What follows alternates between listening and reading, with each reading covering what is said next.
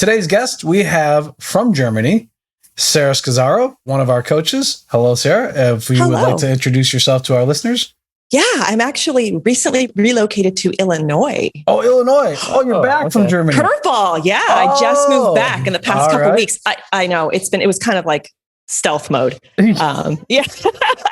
Yeah, we moved back out here recently. So I'm just adjusting to being back in the muggy Midwest. Okay. All right. But yeah, so I'm a run coach and an ultra runner and a stick mobility coach, amongst other things. And I like to run far, like far, like 100 miles far. Okay. How many miles are you running on a daily basis?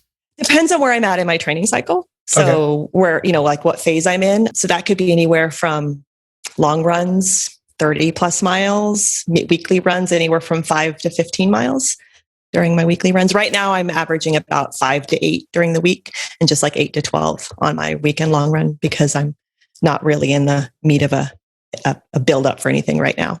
What mileages do you run for your ultra events, or do you mix it up? I mix it up. My favorite distance is the 50 miler. Yeah, I feel like it provides like the best mix of speed, endurance, and strategy, and you can do it in a day. So you can wake up and then go to bed in the same day. I know. But I've done anything from an ultra marathon is anything over a marathon distance. Mm-hmm. So 50K, 100K, 50 miler, 100 miler. And they even go into 200 and 240 miles. Oh, wow. But yeah, that's kind of the new thing. But the longest I've done is 100 miles. But my favorite is the 50. So I love both of your faces right now. Both of your faces. Well, we know someone that's done, a couple 100-mile events, and she's won a couple of them. Yeah, up in Tahoe. So how long does it take you to run 100 miles? Me personally? Yeah, I am not fast. Okay. I'm not winning. So I'm more of a tiptoe through the tulips kind of runner. Lots to take pictures. So it depends on the course. So you could get a really gnarly course that could take you 30 hours. And then you could get a really fluid course with not a lot of vert gain that you can do. And for some people, sub 24. I'm about that 25 hour, just missing that 24 hour. Yeah, I was going to say vertical maybe plays such a huge impact on that. Yeah. Such a difference. Because you get 100 milers that are literally done on a track, just round and round. Yeah. Damn. Yep. Then you get some that are done on like towpath, like the Tunnel Hill. It's more of a flatter course. And then you get ones that are in the Swiss Alps and in the San Juans in Colorado. So you can't compare them at all. But my favorite race is in Colorado. But it's actually, incidentally, my favorite distance is a 50, but my favorite race is the 100K that I've done. Well, how recent is the 200K been introduced? The 200 miler and the 240? Oh, 2 miles? Yeah, 240 miles. Jesus.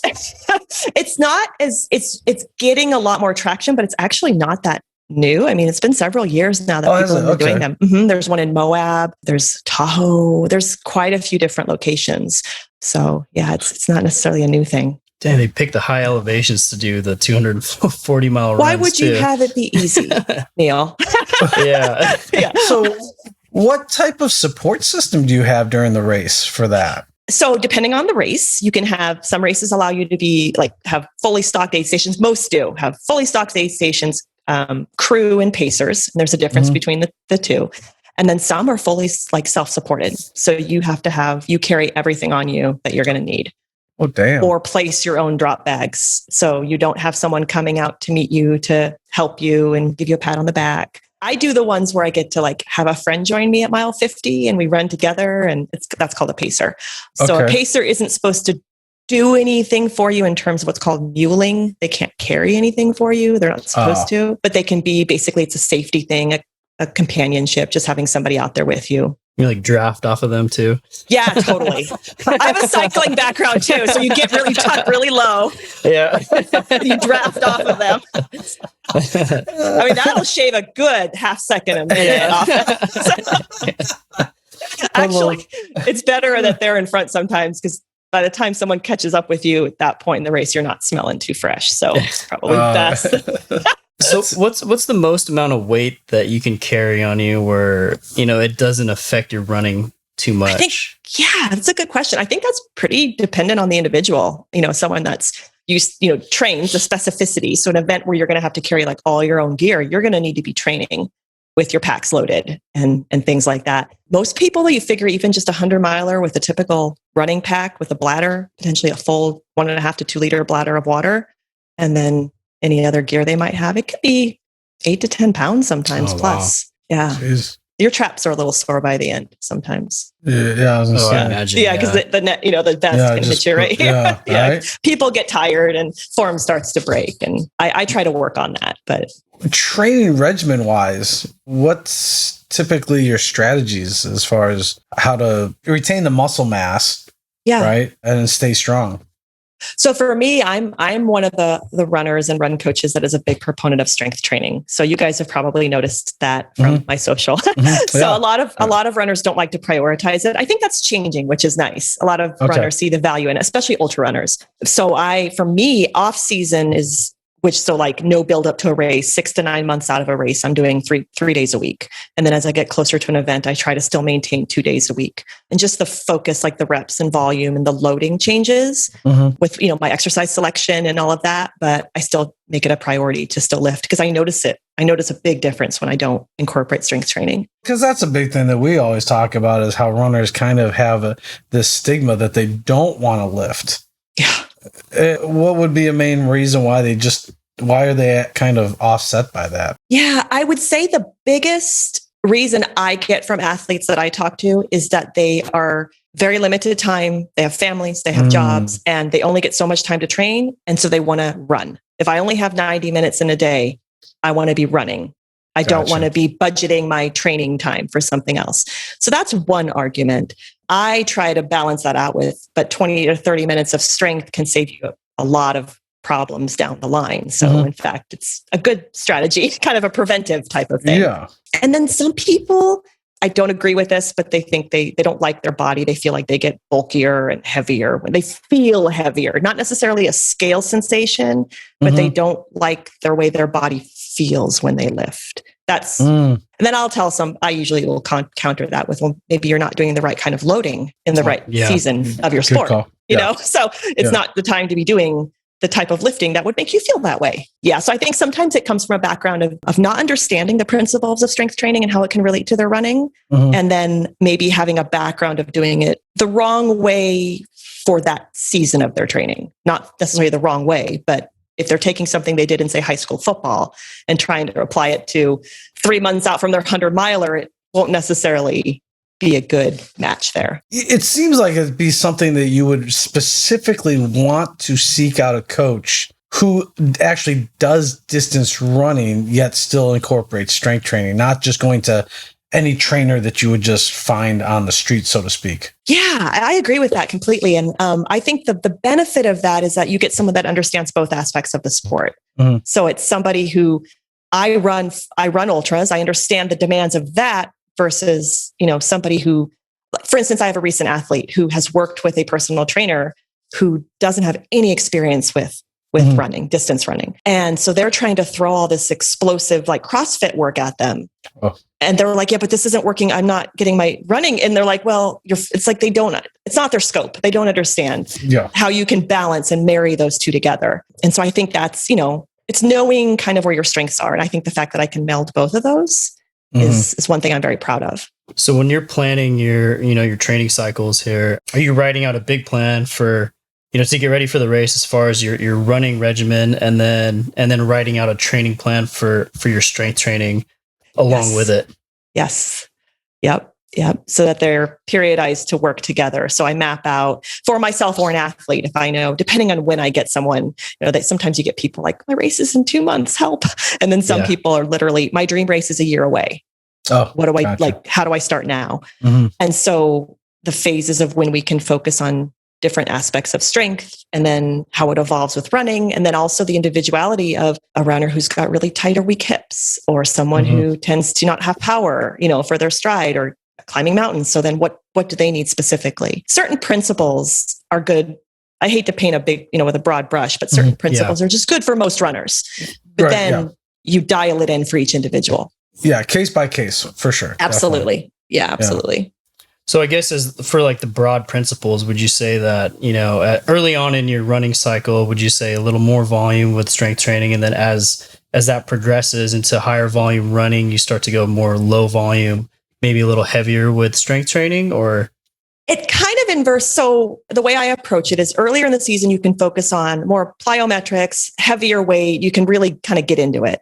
As you focus and as your run volume starts to increase, and we're talking people running 10 to 20 hours a week, prepping for 100, the fatigue that's going to set in from doing that really heavy, like 5x5, its volume is low, but the demands are high. So then we start to focus on more specialization work. So for instance, casual plug, doing like stick mobility work and stuff. That's not going to be very fatiguing in the sense that it's not demanding the load of the muscle, but they're working on the principles and stabilization and isometric holds and things so that you're not throwing a bunch of weight on your back and then heavy squatting. And so then your legs are completely dead for, your Saturday long run. Well, I think that's is probably a common mistake and maybe a big reason why runners don't want to work out is because I think most trainers just overload them with way too much weight, right? Yeah. And not enough like practical core, like a bunch of sit-ups isn't going to help you. I mean, you're not doing sit-ups when you're running. Spoiler alert. Right? Yeah. And just overdoing it on like just crushing the legs. It's like doing a bodybuilding type training cycle for a runner is just not a good fit. And not targeting specific areas of the upper body that become very weak is form will break. People get tired, the upper back, things like that. We tend to hunch and round and get tired. So just trying to open up the chest and strengthen the back and get the core, all of those things that traditional training can do, but it's not always emphasized. It's more of people sometimes either do a performance or an aesthetic.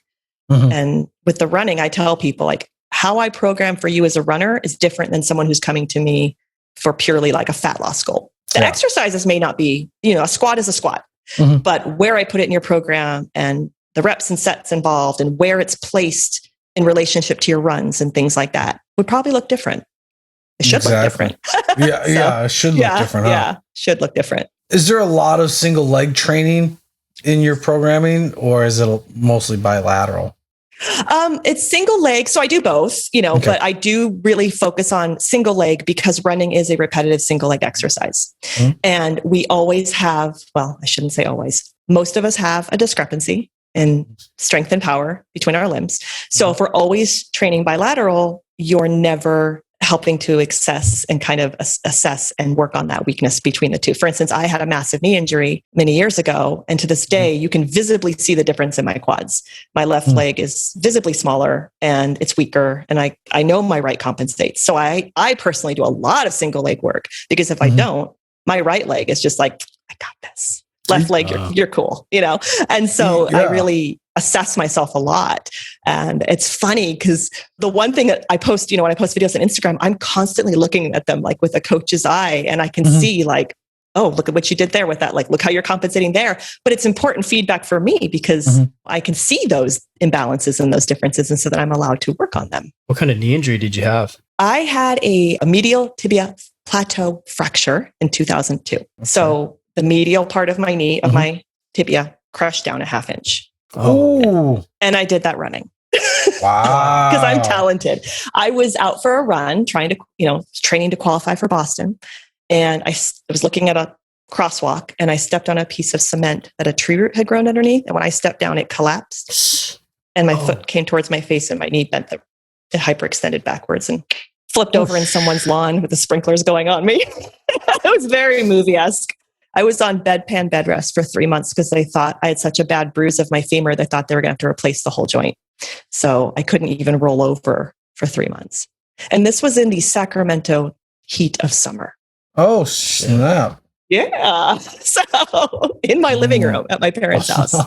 So yeah. And I was told I'd never run again. And I'd always walk with a limp. And I didn't run for 8 years. But, wow. But the cool thing about that is actually like one of those things that like, I would never want to have that happen again. If I could rewire time, I would not have gone for that run. However, that's what got me into strength training. That's what got me to pursue my master's in exercise science. That's what got me to be a personal trainer because I couldn't run. So I was like, well, how can I work with my body? What else can I do?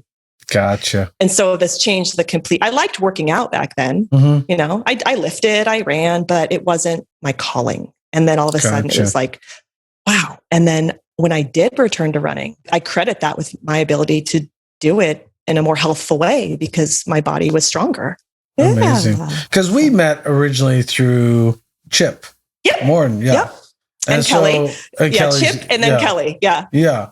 So as far as working with Chip, were you working on running mechanics or? No, with the guys, with the team, we were working on more restorative and injury prevention type work. So mobility and stretches and footwork and ankle stuff and hips and knees and shoulders. And so that was super fun. Do you think a lot of runners overstride when they run? Yes, specifically going downhill is a big problem I see. Yeah, you see a lot of people reach out with that leg and it's just break, break, break, break. You know, they overstride. They tend to, then it's like, oh, my hamstring or I got a knee issue. But yeah, I mean, there are those camps. I don't know if you're kind of the whole heel strike versus midfoot strike. We wanted to bring that up. So there we go. Yeah, we got to bring it up. Here we are. It's a big thing. So, back 10 years ago, it was very much natural running, midfoot running, getting rid of the heavy stack. I used to work at a running shoe store. So getting rid of that like maximal stack shoe and going into more minimal. Yeah. And then the pendulum swung the other way and it was Hoka's and thick soled shoes and, cushion, max cushion. And, I don't know about you guys, but the research I've been reading recently points to, obviously you don't want to be a heavy heel striker, especially going downhill. But sometimes what tends to happen, the more you mess with someone's gait, when they're not having any problems, you can start to create problems if you don't evaluate what's actually going on for them to be having that gait in the first place. So maybe they're landing that way because their hips are tight or whatever it is. And so if you don't address up the chain, then you can change. Now you're shortening your stride and your midfoot striking, but I see problems happen there too. So it's really, you got to assess where someone's at. And then I find one of the best ways to get someone, if they're a really aggressive heel striker, is to address their cadence. And I'm not one of those people that's married to everybody should have 180, cadence footsteps per minute. That's kind of a 90 per foot. Because not everybody falls into that range, but if somebody has a very, very low cadence, they tend to be a heel striker. Oh, okay. So if you, not always, but if you kind of get them to adjust a couple beats at a time and work on that and shorten those strides a little bit, they might have an easier transition. Trail running is a little different though than road running because the terrain varies so much. Yeah. The traditional heel striker versus midfoot striker doesn't always translate out there because you're going up rocks and down and over and lateral movements. And so you have a lot more versatility in using your body. Yeah, because sometimes you're landing on different parts of the foot. Yeah. And that's where ankle mobility and ankle work and barefoot training and single leg work is so heavily valued because not only are you doing single leg repetitions over and over and over with running, you're doing it on unstable surfaces potentially. Well, and that's what's interesting is because I don't know if people take that time to step back and go, okay, cement, road, and then dirt, rocks, dirt, all sorts of different. It's right there, but do we actually take the time to step back and actually look at the differences and go, oh, well, that won't transfer over to that as well, right? Yeah, absolutely. And the thing that I find too is most people just think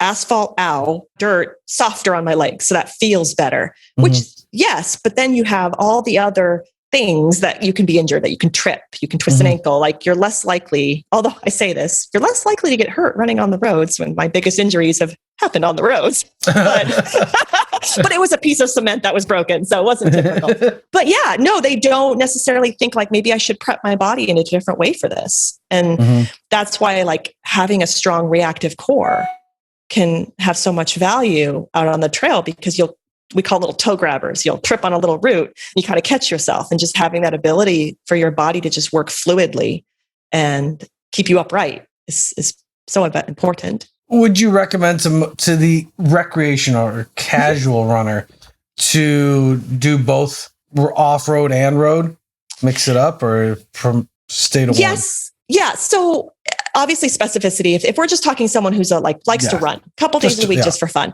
I would just from a mental and physical, it's just getting a little bit of diversity in your training. So you're out on the trails, it's pretty, you're in nature, you're not thinking about, man, this sucks. I hate running. People usually that hate running have never run trails. Even if it's around a dirt gravel path around a park, just get out get away from cars and buildings. And it just kind of, you use your body in a different way. I think you get more in tune with your body, which then translates, I think, to being a more efficient runner on the road. Gotcha. Yeah. Because I know personally, to run on the road, I mentally speaking, to me, it's misery.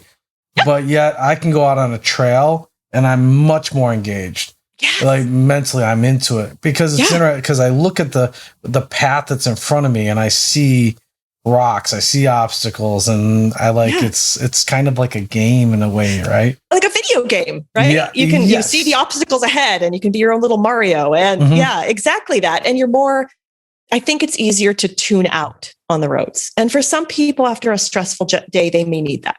They need to just be like, I need to run. I need to let off some steam. I don't need to think about, am I going to trip or fall? I just want to run. You can be more engaged when you're outside and more present. You have to be focused in the moment. You know, that rock, that root. Oh, look at the bird. Look at the tree, you know, and it's just more zen outside. Yeah. And you're using your body. If you're on a true trail, you're using your body in different ways. You're moving laterally more than you would on a road. You're picking your feet up to come over a log or a rock. So there's less of that just singular repetitive motion that you get with road running. What about treadmill running? A lot of people like it. I mean, I think you see them at the gyms all the time.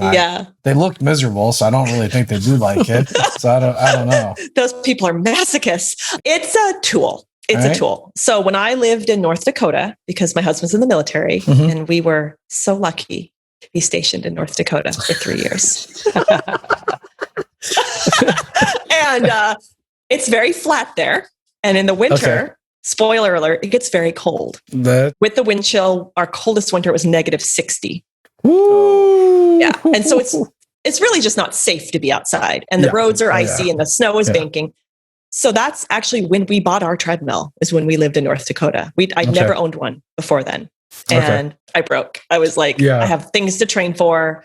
I can't even be outside moving. We lived in this tiny little apartment. I'm like, I need something. And I did several 22 milers on that treadmill that particular winter. Yeah. It was a way I could get some vert, because also, you know, climbing, because otherwise I had no way to climb, and I was training for some Colorado races. So is it necessary? Depends on the person. If I have any other choice, it will always be outside, unless it's unsafe in a health way to do so, or it's very flat and I need to do some climbing. Then I'll hop on my treadmill and set it at an incline. So how did that transfer for you to the trail? You know, because on the treadmill you've got that belt and it's slightly helping you, right? You know, you set it to a speed, even though you still have to propel yourself. You do land and propel differently on a treadmill, because rather than you moving over the ground is moving under you. Yeah. So it does change things slightly. I finished. I did fine. I mean, the altitude was, I felt like my biggest limiter, because I went from living North Dakota to 10,200 feet in Colorado. So maybe I wasn't prepared physically, but my lungs were the big, big focus. Yeah. And I've just always been, this is me personally, because I know this doesn't work for everybody. I call it being naive or Pollyanna, but I'm just one of those people that if I set to my mind to do something, I'm like, I'm going to make this work. I'm going to be racing in the mountains. So I'm going to make the best of what I can do with the tool that I have. Yeah. So I'm not podiuming them, getting on the podium, but I finished and I felt great. And so I made the best of what I could with what I had. Yeah. I think for me, I did mostly treadmill training for my first half marathon. Yeah. And when I got done with that, I was like, whoa, big mistake. Because my feet just weren't prepared for the asphalt. And I would say that's actually a really good point. I would say transition from treadmill to concrete or asphalt is probably a harder landing, literally and figuratively, than treadmill to trail, because trail's a little bit more buttery. I mean, we're talking, nice, not necessarily some of the trails some people run on, and that races include, where it's really lots of sharp rocks and shale and things like that. But a buttery single track is going to be a little bit easier to adjust to than LA concrete. Yeah, I was literally, when I got done, when I crossed the finish line, I was just like, please I had to get my feet off the ground. I had to get my feet off the ground. I was just like, and of course you park like freaking half a mile away from the race. You're just like, I'm like, can I get a wheelchair? Yeah. So right there, about halfway through the race is when I just went in my brain. I went, yep, not smart just staying on a treadmill. Yeah. I run in the heat and humidity. It doesn't bother me. I actually run really well in the heat and humidity. So right now people are hating life and I'm like 90 degrees and 90% humidity. Yes. I run my best actually in the heat. I don't like to live in it, but I run really well in it. But I get athletes sometimes are like, oh, it's just too hot. I have to, they want to go on the treadmill all the time. And fair enough. On a really hot day, air conditioned gym, I get it. But if your race is going to be like a hot race or it's going to be humid, you're doing yourself a big disservice by not adapting and getting out there. Yeah. I mean, and that applies to any event. If you live near the mountains and you're going to have a mountainous race, get out of the mountains. If it's going to be a lot of asphalt, train on the concrete, because otherwise you're just not going to be prepared. I'm not saying someone should go out when the heat index is not safe, but slowly start to adapt to the conditions that you're going to race in. And if your race is in the fall and it's not going to be hot and humid, well, that's great, but you can still get a lot of adaptations from running in the heat and humidity as far as, improvement with your fitness. So being comfortable in those uncomfortable places is really a really big benefit, period. Absolutely. And I think that transfers so much, especially into trail and ultra running, because I guarantee you, if you run 100 miles, you're going to have many points where you're uncomfortable. Having that mental, mental toughness equity, having built that, put that in your bank of doing hard things when it would be easier to pick a different route or, bagging a run because you just didn't feel like it. Those things pay off later on because, you've built up that mental toughness. Now, you said you had worked in a shoe store before. So with recommendations for footwear, that should be specifically case by case person. Absolutely. I'm a big proponent of going to your local running store, getting fit, having them look at your feet, having them trying on different shoes, figuring out kind of the biomechanics. Do you supinate? Do you pronate? They can tell you like, well, you're a big heel striker, and they can at least see that. So maybe you're not the candidate for this shoe or that shoe. Do you need a wider toe box? Don't buy a shoe just because it's pretty. I kid you not, true story. So I lived in Ohio when I worked at this running store, and a guy came in and he went through the whole line of the shoes, and we dialed in exactly what shoe he needed. It felt like $1 million, but he was from Michigan, and the shoe was red and white, and he would with some gray accents. He's like, I cannot wear these shoes. They're Ohio State colors. I won't buy these shoes. He flat out would not wear them. Wow. I can't do it. And I'm like, but they don't come in. What is it? Maize and blue. It's not yellow. It's maize and blue. Yeah.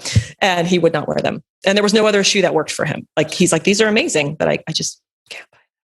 Wow. So, I'm not that person. I'll buy, if it's the ugliest pair and they're the best ones for me, I'll wear them. I mean, you've probably seen some of my shoes. It's like, ooh, but. So what do you think about barefoot running or running in minimalist shoes? Is this something that, you hear about how training barefoot is good for you and maybe running here and there barefoot is good for you. Do you think this is something that people should strive for? I think not ultimately like to run all the time like that, but I think going out on a grassy field or your yard that's safe from debris and doing like barefoot strides in the grass or the sand is fantastic for foot strength. And also that proprioception and being able, it does teach you to land correctly, because when you don't have a heel on your shoe, you're not going to heel strike. So I shouldn't say correctly. It teaches you to run more midfoot. Whether that's correct or not is up for debate, depending on the depending on who you talk to. Depending on who you talk to.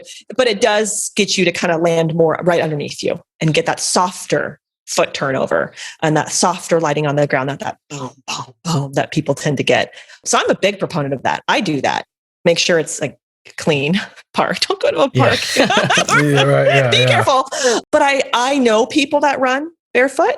I know people that run in like the minimal sandals, and who am I to say if it works for them and they have great success with it? Who am I to say that it doesn't work? I think anybody interested in that avenue should proceed cautiously, but just like any other major change they would do to your training, incorporating anything new that is going to put a different stress on your body. Don't go from zero. It's like people that went from 0 to 10 miles in their Vibrams. And then they're getting stress fractures and Achilles tendonitis because they hadn't prepped the body for it. So there's ways to, if that's something someone really wants to do, then there's ways to make your feet stronger and to slowly adapt to that. But it's not going to be an overnight thing. Yeah, I thought that suit against Vibram was very interesting when it took place. Yeah. You know, the plaintiff in the case, she talked about how I bought these Vibrams and then I just continued to run the same distances that I had with my regular running shoes. And I'm thinking, and you wonder why you had injuries. It's not the shoe's fault or the Vibram's fault. I mean, it's that common sense thing. It's like the people that get the hot coffee and put it between their legs at McDonald's and then crush the cup and burn their crotch. Yeah. Like coffee's hot. Yeah. Right. You know, so there's some places you don't want to put hot coffee. Right. Exactly. And so, and especially when I think Vibram specifically, if I remember correctly, told people to ease into it. Yeah. Or at least I was telling people to, you know, we didn't sell them at my running store, but I'd have people coming to, you know, personal training sessions that would show up with them. And I'm like, you need to proceed very slowly with these. If you're running 6 miles right now in your New Balance, you're not going to be running 6 miles in these. So yeah, that was an interesting lawsuit. That was like, what was like 10 years ago almost about that? Something like that. It was because I had just started I had just been about a year or two into wearing them. Okay. But when I started wearing them, I went 3 months before I even ran in them. Yeah. And my first run was all of 1 minute. Like I literally set the timer for 1 minute and that was it. And people are like, you took 3. And I'm like, yeah, because I understood adaptation and what I was doing. I wore Nikes for years, right? Yeah. So, I mean, I understand like my feet need time to adapt to what the difference is going to be. All those tissues, your fascia and your ligaments and your tendons, they're not prepared for that kind of pounding. And well, because what was interesting is my calves have always been like bodybuilder style, right? Yeah. Right. I've seen your calves in person. I can attest to this. Yeah. So little animals in there. What was interesting was the first day I wore my Vibrams, I walked around in them for an hour or two. The next day, my calves were so sore. Isn't that crazy? And that's when I just went like, oh my God, I cannot believe I'm getting this feedback on a muscle area that I figured it's pretty well developed. Good, like, right? Yeah. Look at these babies. They're doing their job. And then the next day I'm just all like, holy crap. I took my first steps. I'm like, what in the hell? Yeah. Yeah. It was mind blowing. And that's what people were doing, but then they weren't backing off. And then all of a sudden they were getting Achilles tendonitis and calf strains and stress fractures. And then it's the shoes fault. And it's like, no, you didn't allow your body time to adapt to this difference. You know, new stimulus, less volume. You've got to add a proper progression. Yeah. Dosage patience. Is such patience. Yeah. Which that's people really what it comes down to. Don't want to take 3 months to adapt to a shoe. Yeah. They want it yesterday or next week at the very latest. Yeah. So. That's a big, patience is a big thing that it's really missing. I think that's one thing that ultra running has personally taught me is that you have to be patient because you're not going to be able to get ready to do 100 miles in a month. You know, you can kind of, if you've got a basic fit, you know, a level of fitness, weekend warrior fitness, you can do a half marathon pretty quickly. 10K, you can go out there and get through that and you won't die. But 100 miler, it takes some commitment and it's eating away at it in small doses and building that volume over time. Yeah. And so you just have to be patient. Well, yeah, you can't, I mean, just doing anything for 25 hours straight is incredible. What? I don't normally stay up for 25. I mean, that's... Could even watch movies for 25 hours straight, could you? Oh, your eyes would... even if you wanted to watch movies for 25 hours, your eyes would be like... I'm doing that on the trail. All right. Like, are you really? Yeah.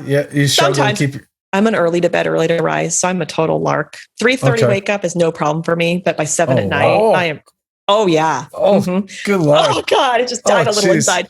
4:30. We wake up at 5:30 on Saturdays and Sundays. Like that's just ping, I'm up. Yep. No alarm necessary. I'm like slept in. But I'm in bed. That's why if you ever message me or somebody emails me after like 7:30, you may not get a response because I'm probably asleep. Yeah. You know, 8 o'clock is pushing it. I'm getting a little wild now with the summer and the longer days, being back in America. Yes. But I also have really bad depth perception and night vision. So it's really hard for me at some of the night portions. Like daytime, as soon as the sun goes down, like it's a struggle. But So what I'm are you working on it. allowed to wear, when it's at nighttime? You can wear a little head cam, not a head cam, a headlight. Yeah. A head cannon. Yes. Can you wear something on your chest? Yep. I don't know Okay. of any races that have restrictions on things like that. Some races won't allow you to use like poles, like trekking poles. Okay. It's very common in Europe because the terrain pretty much necessitates it. Oh. Some races don't allow them in the States. But as far as like gear, headlamps, there's brands that do like a waist pack where it fits kind of like a sexy fanny pack with a light on it, basically. Okay. Stash snacks. I know. I had you at fanny pack. And then there is also a brand that sells like there's strips of lights that you can like they're magnets and you can affix onto your vest or anything, and they're really, really bright. Or flashlights too. Usually a combination is pretty helpful. You look pretty wild out there with all your neon running colors and your lights. Not setting any fashion statements. Some night vision goggles or something. Ooh, I think That'd that be might be cool. considered an unfair advantage. Oh, okay. Oh, yeah. Oh, is it? Oh, I don't it is? know. No. I don't know if anybody's even broached Has that anybody topic. even tried that? I don't know. That'd be interesting. I don't know. I don't even know how expensive those would be. I think They're that actually not that expensive. Oh, really? Yeah, Oh, they're actually boy. not. There you go. You heard it here first, folks. Yeah. Yeah, I want to say you can get a pair typically in the $500 range. Oh, well, considering most runners, their GPSs are $500, $600, $700. Are they really spending that much on that? Wow. This one was. Yeah. Oh, damn. And it's like as big. Yeah. It's like a plate you could eat off of this thing. It's so big. It's Yeah, like weighs that's my like- arm down. It's like my watch, man. It's like one of my clients calls it a sundial. Yeah. My husband's like, is that necessary? He runs with an old Timex Ironman watch. He doesn't do GPS. Okay. So he's just like, I have a start and I have a stop.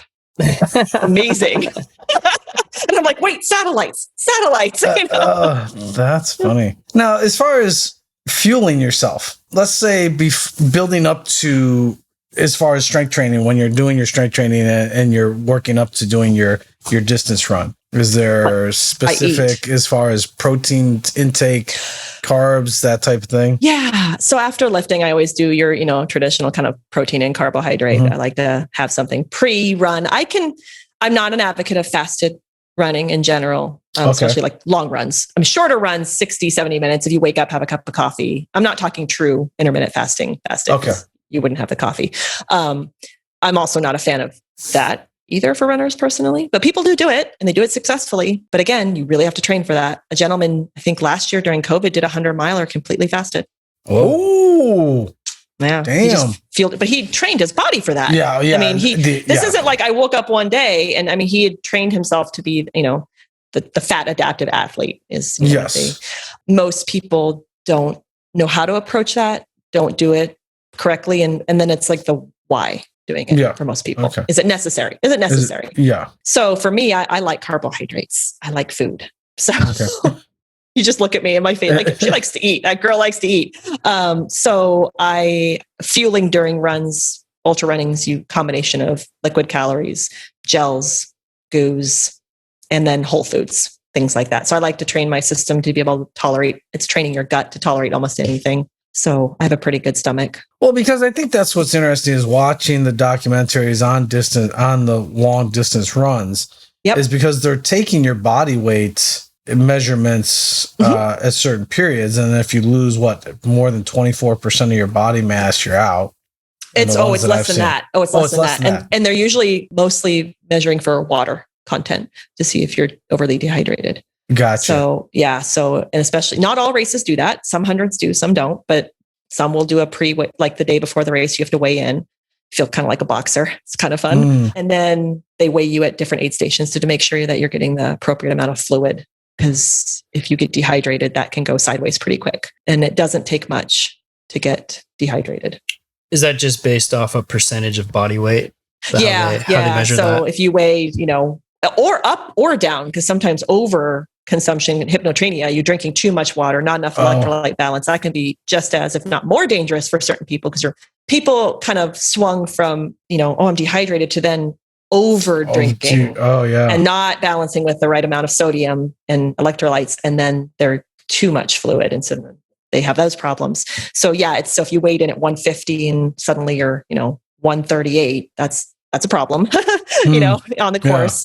Or if you've gone up, if you've ballooned up, that could be cause for what's going on? It could be like, oh, I forgot to take my pack off when you weighed me. Type of thing. Okay. Yeah, that type of thing. But yeah, and not all races do that. The big ones, Western states will do it. They're very famous for that. They collect a lot of health data at that race, which is awesome for studying ultra runners. Yeah, I think that's the one Bree runs. I think she's done the Western states. It's this weekend. Plus that she's done the Tahoe Rim Trail. Yep, Tahoe. Mm-hmm. That's a biggie. That's the one I think she won. Yeah, that's the one she's won twice. Did she do the 100 there? She did the 100. Yeah, she did the 100. Nice. Yeah. That's July. That's next month. Yeah. So that's the one she's done before. I don't even know if she's still competitively running though. Yeah, I'm not sure. I mean, that was years ago. Yeah, I just think the whole thing it's interesting because, in the middle of the run, while you're trying to fuel yourself, then I think, is there a part of that where you don't want to feel too bloated? Like, it's really more experience, huh? And feel? And exactly. And that's what we kind of refer to as training your gut. So when you're out running, some people can tolerate, there might be a range of taking 200 to 300 calories an hour. Start with that, like ultra training. And somebody might be on the low end of that and start to feel sick. And some people might be able to tolerate more on the high end of that. It also comes down to like what you're taking in and also pacing. Generally, a lot of GI issues are for people that are going out too fast. And they're running faster than is what is considered a sustainable pace for them. They're not trained. They're not adapted. So they're running every run too hard. Then they're shoving food into their stomach. And the stomach's like, I can't do this right now, guy, and so then GI issues ensue. So those are the big ones: pacing, hydration, electrolyte balance, and just calorie training your body to be able to take in the calories. It's solvable. Yeah. It's just you actually have to work at it. There's a lot of learning curves in this then. I mean, as far as personal, you're gonna probably experience a lot of ups and downs just learning about yourself during all this. Oh, absolutely. I have. And also, I tell my athletes, like, you'll have somebody that'll have maybe they'll have an A race and they do a tune-up race or a race between now and that A race, or they'll have a long training run that's kind of like, it's like I call it the dress rehearsal for their event. And it won't go well, or it won't go the way they wanted. And I'm like, but you learned this, and this. You learned that you don't like this much of that nutrition product after a certain amount of time. You learned that those socks didn't work. You learned, so you're always adding to that toolbox and you're always learning and applying it to the next run or race. And they all build on each other. So I think that's exciting because you're always getting better, even when things don't go the way you wanted. Right. I think that's kind of life. Yeah. So, yeah. Do you keep a regimented documentation of stuff, or do you just experience and go, okay, don't do that again? Or, for myself? Are there some runners that like really document, okay, this happened here and this. Yeah. So you get a little bit of everything. So you'll get people that their training notes will literally break down the run, like almost mile by mile. And then some people are like, felt great. Took a crap in the woods at mile 10. Didn't go well. Probably shouldn't eat that thing again. I mean, foot hurt at the end, felt tired, so you get the difference. Personally, for myself, I'm pretty dialed in enough to know like, that shoe didn't work. I'll give it another, I'll try it one more time. I've done this enough. And I don't say that from a point of like that I can never learn, but I'm tuned in enough and dialed in right now that I can pivot pretty quickly. If something doesn't work, I just change it for the next time and adjust. But I find it's very helpful to have a training log, whether it's online or you get people that have traditional paper training logs and make notes, especially when you're trying something new. Note what shoes you wore for which runs. When did you get them? How many miles do they have on them? Because sometimes people will come to me and they're like, my shins are killing me. How old are your shoes? Oh, I think I have about 800 miles on them. Oh, that's a lot. Right. So Jeez. So Holy then they'll crap. swap out shoes. They're like, my shins feel great. I'm like, but sometimes people get so scared, like, oh my God, I've got this. It's like, it can be a simple fix of it's just time to get new shoes. Yeah. And sometimes it's a bigger issue of you've got some imbalance going on and your gait's a little wonky or your form, and now you've got an IT band problem. So I know in the ultras there, you're on the uphills, you're typically walking a lot of that, right? And in the really long races. We prefer to call it power hiking. Power hiking.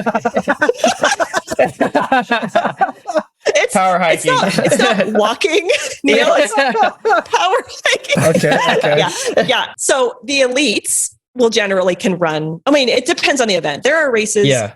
Everybody's power hiking. Everybody. There are certain ones where it's like everybody just gears down and power hikes up. And then there are some where, depending on the person and their sustainable pacing and what they can sustain and efficiently, they need to dial down into a power hike or they'll burn themselves out. And so it's just kind of adjusting. But yes, there is a lot of power hiking. So I was wondering, do you ever do like, just put a pack on and go hike for kind of supplemental training? Yeah.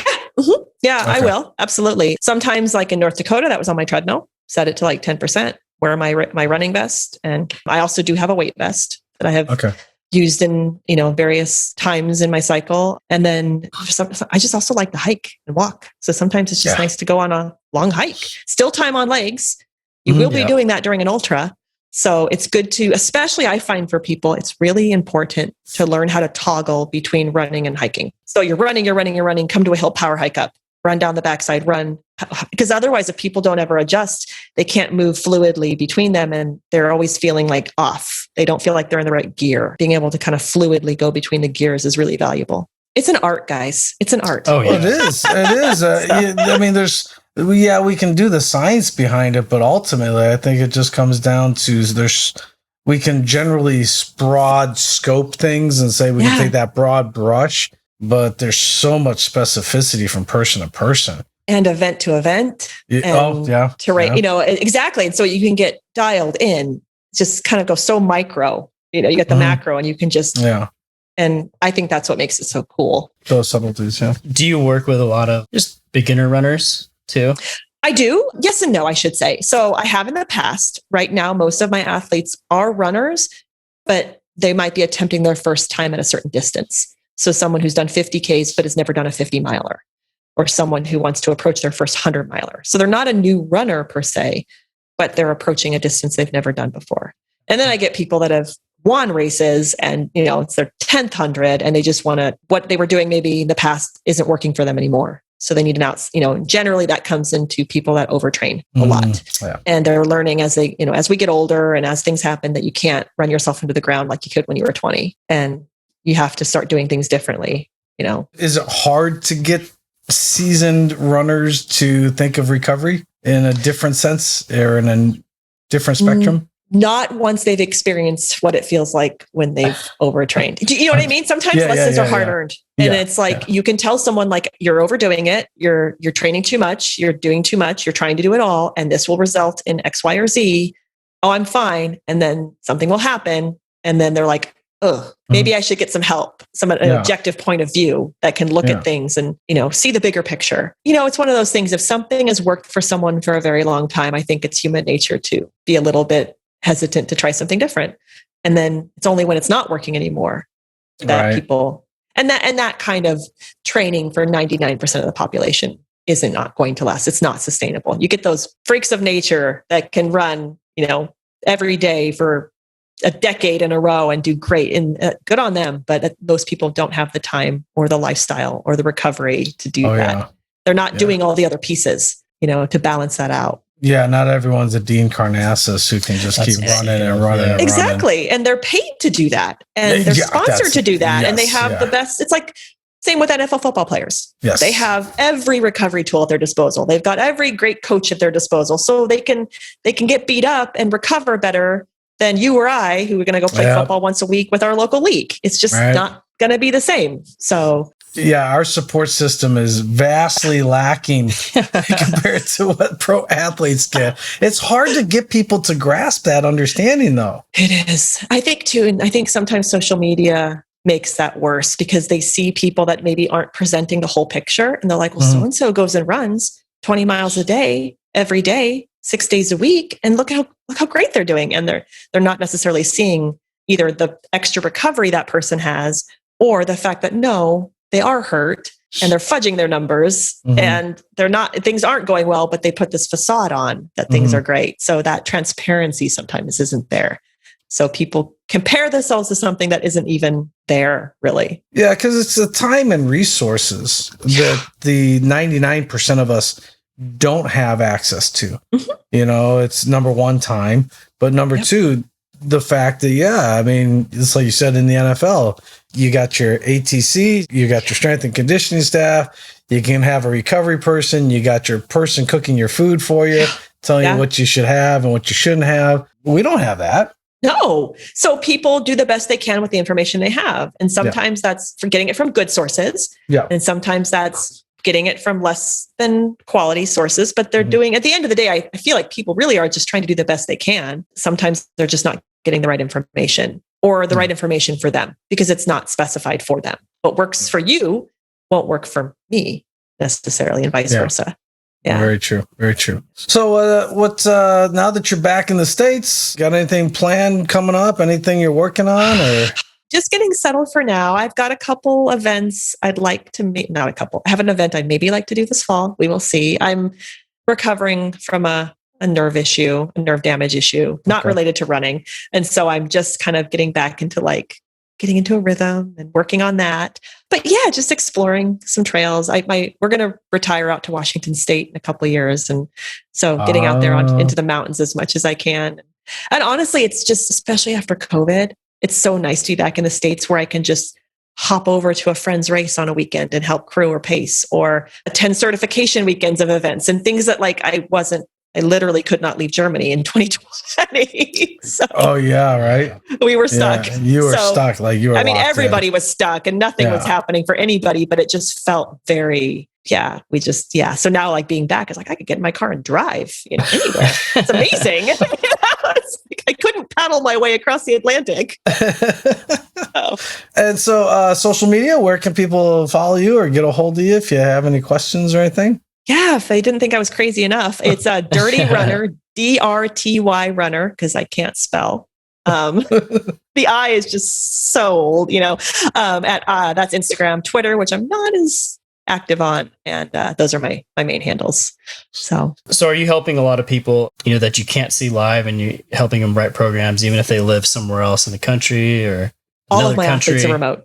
All of my athletes right now are remote. Okay. Oh, okay. Yep. Every single person I coach right now, nobody is logistically near me. So everybody, I've got people in New Zealand, Finland, Australia, Germany, all over the world. Wow. Yeah. Which is really fun because you get to, that's cool. You get to see where they're running and have these great conversations and get to know different ways people do things in different areas.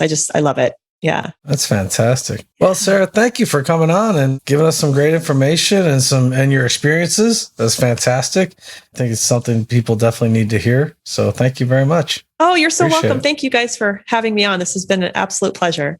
Well, excellent. And to all the listeners out there, until next episode, be good to each other.